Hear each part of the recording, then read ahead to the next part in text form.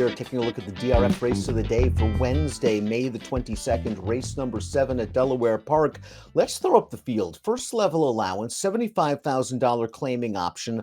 3-year-old fillies going the about distance of 1 mile and 70 yards on the turf. We do have a full field in here, 11 for turf. The 9 Laganisi is entered main track only. It's pretty competitive, Mike. Several horses trying turf for the first time as well. Yeah, there's some surface switchers in here. It'll be interesting. Forget about the main track only, Dan. It'll be interesting to see how they bet this race if it's on the turf, assuming that it is.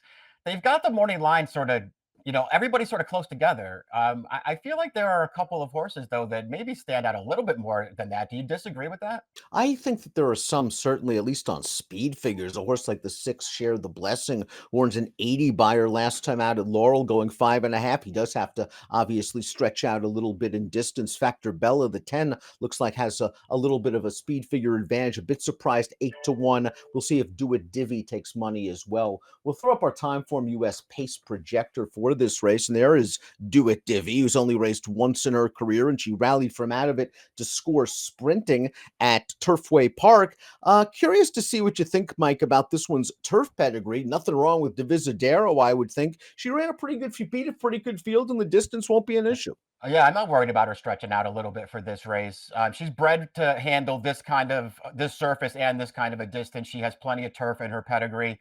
And stretching out, I guess that's probably why she's more forward on the pace projector, Dan. She didn't really show speed in her sprint debut. They did rate her right from the start there. It's not like she was ever that far away. I won't be surprised when she's forward in here. If the pace is hot, keep an eye on the 7 Parish Lane, a well-bred daughter of Justify, who has the LP flag over her chicklet, which indicates that she has the fastest Timeform US late pace rating. We'll kick things off with the 1 Don't Tell Kelly You Should Show Some Tactical Speed, making her turf debut. Now, not a ton of turf pedigree apparent. She's dialed in. Her dam tried the surface once, it didn't work out. She's foaled 1 turf runner that didn't work out, but this filly's at least faced some decent competition. 2 starts back at a giant maiden winner on dirt, and then she ran the Tempted, where she was likely overmatched. If she handles turf, I think she's sort of an interesting player because she can get close to the pace and get good position. Yeah, I feel like that's the one thing that you will always want to keep in mind with her, especially if she's going to be a good price in here, and it feels like she could be, is that there could be a really good trip coming for her in here again, and it could be on the lead. So I wouldn't discount her chances of just come out of there running and making the front. I don't know, man. She's not bred for turf at all. I know that they jumped her up into the Tempted last time. She was sort of wide and close to a fast pace in there, but it's not like she did a ton of running in that race. Allard also, he's got her entered on Thursday's card in a dirt race too. That's probably a better spot. I don't know. If she runs here, she's interesting because she could get the right trip, but she's not bred to be a turf horse. Kamikaze Umagi is the number 2, and I think she's a little bit of a sleeper in this race, picking up Sheldon Russell. She won her turf debut, her career debut, rallying from off the pace. They ran her at Kentucky Downs in a $500,000 stake. That's not for her. And those Keeneland allowance races can also be super tough. Maybe she was in way over her head in that race. Her one and only start this year came off the layoff. It was over the all-weather at Turfway, of course, that she didn't have to like. And one of the also-rans in that race, the 5th place finisher, returned to place in a first level allowance with a 77 buyer on turf. Yeah, we'll see. This might be a really good spot for her because your points are well taken about, especially the 2 turf races. Probably just in way too tough there. Would have liked to see her do some running in one of those last 3 starts that she's been in, Dan. And when she won first time out, I know she got bet in there, so that's probably a good sign. But man, did that race set up for her. There was a really good pace going on in there. She came running at the end and got the job done. She's done nothing since then. Do It Divvy is the number 3, 1 start, 1 win. Rallied from off the pace to score at Turfway Park over the synthetic surface. The 3rd place finisher of that race came back and won a stake with an 87 buyer, then was second in another one with an 85. Both races on the Tapeta at Woodbine. So she's beaten good competition. She's bred to go long. She's bred for turf. I expect her closer to the pace. I think all those things I'm going to agree with this. She ran really well when she broke her maiden. She got a great trip in that race. But I just like the way that she finished it once she got into the clear. She's bred for turf. She's bred to stretch out. She's probably not going to be 5-1 in this race. And I don't think I'd go crazy on her at any kind of a short price, but she can win here. Low mileage, the number 4 is going to be making her first start of the year. She has not raced since November. She will get the benefit of Lasix on for the first time, and she did win her turf debut, albeit a stakes race restricted to Virginia sired runners at Colonial Downs. That race was against the boys. They then stepped her up in class in the Salima at Laurel. She caught a wet turf course that I'm not sure she liked, and her most recent race doesn't interest me at all on dirt. I think she fits here. Yeah, I do too. And well, it'll be interesting to see how much she can improve, especially just based on her turf races. I think she might be way better than she looks. And by the way, she's bred to stretch out, so I don't think you really have to worry about that. Her turf debut, the sprint race, she got a great trip in that race, but she won easy. I don't know if you agree with this or not. That's your circuit, Laurel. I thought she got a terrible trip on the Salima. She wasn't going to win that race, but that trip was brutal. It wasn't the greatest trip to be sure, and that was a pretty good field as Yeah. well. Yada, the third place finisher, came back and placed in an allowance race at Keeneland, and then moved right up to finish third in a grade 3, the Jimmy Durante at Delmar with a 75 buyer. Low mileage, a very intriguing runner in this race. Doesn't hurt to flirt, has picked up her game in her last 4 starts or so. This one scored at the fairgrounds last time out in mid-February. Sort of had a pretty good trip there, stalking 3 wide at the back, made a bid on the turn, was simply better than those starter allowance foes.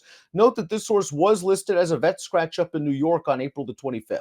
Yeah, we'll see if that means anything at all. Her 2 turf wins, though, they're both, pretty solid performances, I think, and I like that she's got some tactical speed to put into play here. The only loss on the grass, she got in a super tough allowance race, entry-level allowance race, 2 starts back against Way to Be Marie. It was second in the Edgewood. Pink Polka Dots was in that race, too. That race was way too tough. Her other 2 turf races, they're real good. Share the Blessing stretches out off this effort, a runner-up performance at Laurel going 5.5 furlongs. And Share the Blessing just got wired by a pretty nice filly. That's the odds-on Caroline Christina. I like that Share the Blessing continues to try hard all the way down to the wire, finishing second here. She will be stretching out on turf for the first time in her career. I think there's enough pedigree, at least on the bottom, that indicates she can handle it. Yeah, we'll see. I think she'll be able to stretch out too. I thought she ran okay in this race. I thought she had real trouble at the start that probably cost her quite a bit in this spot. Her other 2 turf races are okay to me. I hate that she looks a little bit like a closing sprinter on paper, and so I'm always wary of those horses when they stretch out. But if she handles the distance, she's supposed to be tough in here. Parish Lane, the number 7, is very visually impressive in winning her career debut at Laurel, just rallying from far off of the pace to score for trainer Michael Matz. Her 2 starts against winners haven't been as good, although she didn't have a really good trip in her second lifetime start. And last time actually raced over the synthetic at Gulfstream, a race where the third place finisher came back to place third on turf in New York with a 76 buyer. Yeah, I mean, she ran okay in that race, but it's probably not her surface anyway. I mean, she's bred to be a turf horse. Her, like you, I thought her debut was really good. At poor start in there, really green. Big run though from the top of the stretch to win there. She had absolutely no chance at her second start. I think she might have actually won that race day. She was totally blocked from the 3/16 pole to the wire and never got a chance to run. Brown Sugar Babe has only raced once on turf, and you really don't want to hold that race against her. She was running in the Dahlia against a very talented filly named Five Towns, who came back to finish a pretty well beaten second, but a good one in the grade 3 Gallarette with a 79 buyer. Drop in class here, Mike. She obviously needs to improve after 11 lifetime starts. How much upside is still left in the tank, I don't know, but maybe she is a turf horse in waiting.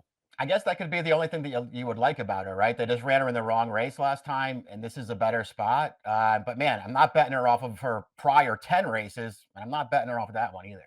Laganisi, the 9, has entered main track only. So we'll move on to the 10, Factor Bella. Factor Bella was third in the race we're going to show you right now at Tampa Bay. And just not really sure this race shaped up for Factor Bella. It was won in wire to wire fashion. The pace wasn't necessarily fast. And she's going to get up to finish third. She seems that like a consistent sort. She's at the board in 4 or 5 turf starts. Yeah, I mean, she's run fine in all of her turf races. She's getting better every time that she goes out there. She's okay in here, as you pointed out, without a real chance to win.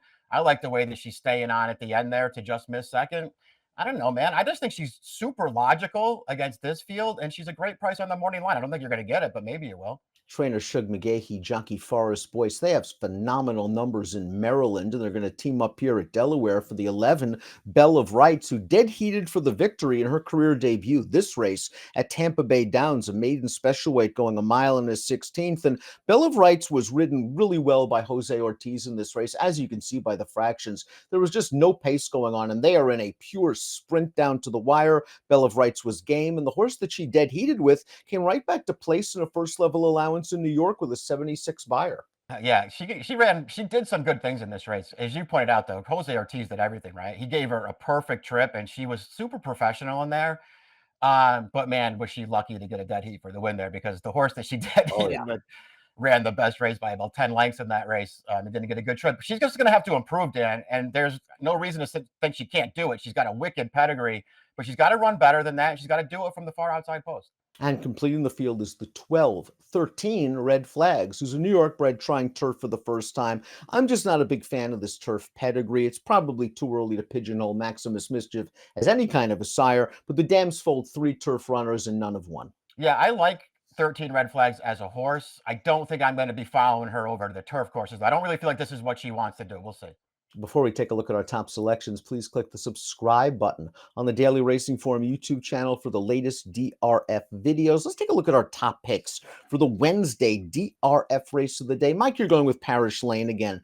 Good-looking turf debut coming from out of it. Tough trip second time out, and maybe not her surface last time. Good price on the line. Be interesting to see what kind of price she goes off at. If it's anywhere near that morning line, I'll probably be betting her.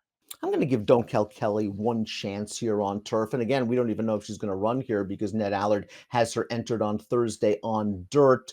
Not a ton of turf pedigree, good tactical speed. Thought she looked good winning on dirt 2 starts back. From a class standpoint, fits. I am interested in seeing the 6 share the blessing, stretch out with maybe a fairer pace scenario. 7-5, 6-11 for Mike, 1-6-10-5 for me. Delaware Park is the DRF Wednesday race of the day, and it's the 7th race. Good luck.